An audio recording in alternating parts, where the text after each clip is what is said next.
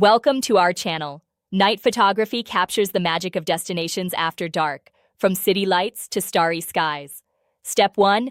Bring a sturdy tripod to keep your camera stable during long exposures. Step 2. Use manual mode to control shutter speed, aperture, and ISO settings. Step 3. Set a low ISO between 100 and 800 to reduce noise in your images. Step 4.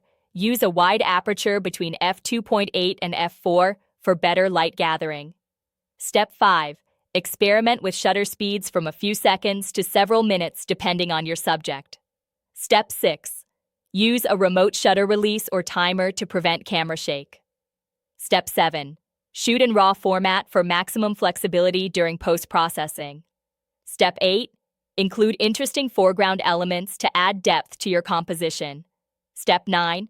For cityscapes, shoot during blue hour when there's still some light in the sky. Step 10.